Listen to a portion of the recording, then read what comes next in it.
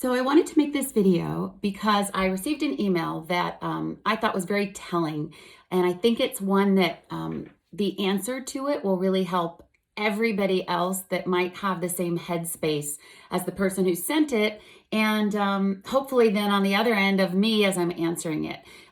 It brings a lot of clarity to something that I think is one of the most confusing hurdles to jump over when it comes to getting kids reading at the early grade levels. And our job in that process, from wherever we might be, whether we're in kindergarten or in first grade or in second grade or in third, fourth, and fifth, wherever we are on that relay race of passing the baton. This question was, can I just get the better alphabet? Because a friend of mine teaches first grade, and she uses all the secrets and the better alphabet, and her kids that come in that are ELL learners and don't know any of the letters or sounds, they pick that up in 2 weeks doing that better alphabet with muscle memory. And she said, and I know other first grade and even second grade teachers who can struggle for months trying to teach those ELL guys that come in. So I don't really need to have the secrets. I just need the better alphabet, because since I teach kindergarten, that's really all we have to do. Now, I totally get where she would come from with that question, because that is the box she checks at the end of kindergarten that says, yep, they've mastered their individual letters and sounds. But it was tricky for me to answer that because I knew exactly why she was asking what she was asking. And yet the answer is, why would you only want to give them that? Why would you only want to give them the better alphabet or the individual sounds? Think about this for a minute. The sounds that the letters are the least likely to make in text all around us are their individual sounds. That's the least likely thing they're going to do, is when a T says t. It's far more likely that it is going to say far more likely.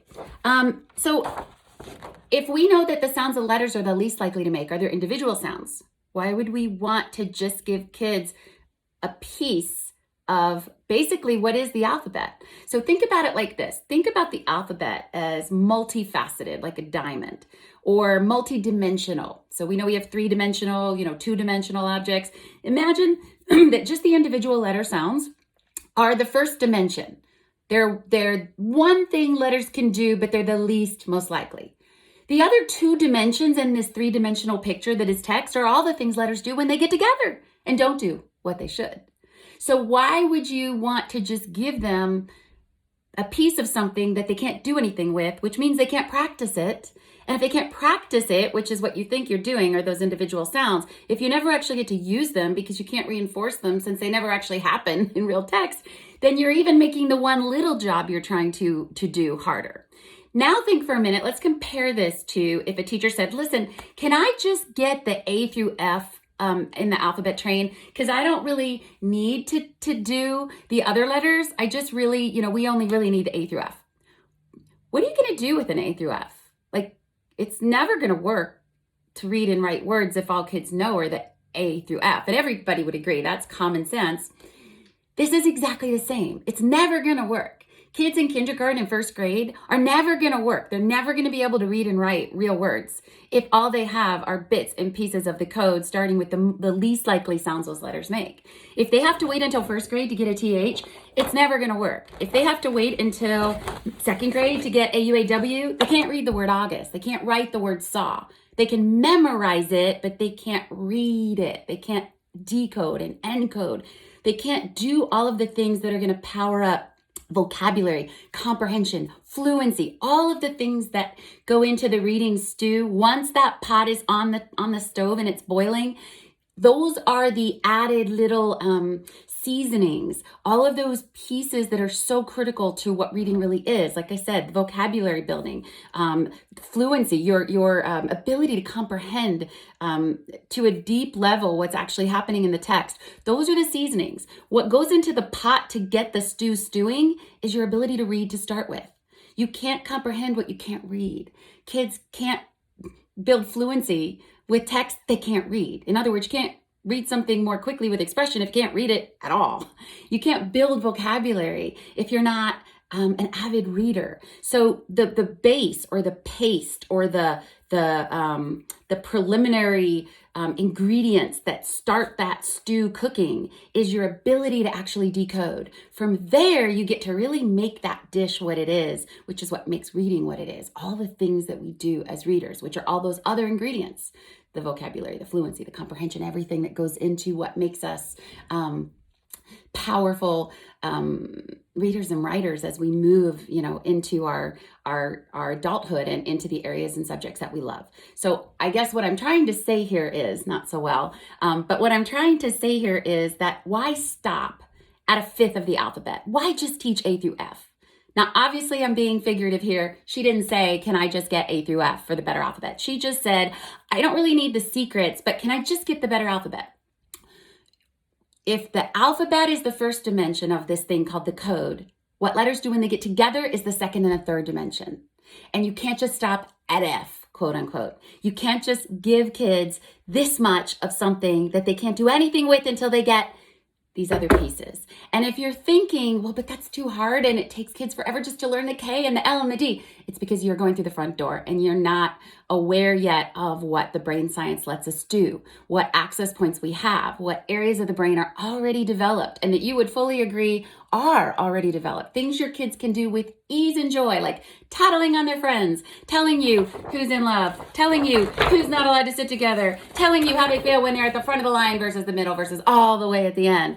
All of the feelings, the natural responses they have when they are responding or engaging with social feedback and feeling-based connections, what basically drives their behavior every single day, and the way they respond to those things that drive their behavior, that is all the brain power it takes to crack these high-level phonics patterns, because they correlate exactly with everything kids already know. So what drives or navigates their decision-making with the sounds these letters make when they come together is the same thing that drives their decision-making about standing next to a kid who spits in line. Oh, I think I'll stand like 2 kids away from him because he spits. And I like Fred, but I don't really feel like being spit on right now. So I'm going to have a little buffer between Fred and I. Those kinds of decisions are exactly the kinds of decisions that they can use to navigate their way through unfamiliar text as they play with what would typically be these high leverage phonics skills. Now they're nothing. They're easier than those individual letter sounds to learn. And that's what I responded to this email with, was the secrets are actually easier than the individual letters and sounds, because the individual letters and sounds have to go through muscle memory, which takes 2 weeks to 2 months. And that might not sound long if you're used to spending a year teaching them, but a secret takes 10 seconds. Oh, W play really rough and somebody always gets hurt and goes, ow! But flying overhead, a superhero of OW and OU are superhero O, because he's their all-time favorite superhero ever. And if he ever flies by, they will stop dead in their tracks, whatever they're doing, and go, oh. And kids need that default, because words like cow or flower or how or now are great for first choice attack.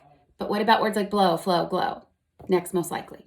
So the more they have of what's in the box, the easier it is for them to think outside of it, because there's not a lot left outside the box when you own everything that's in it.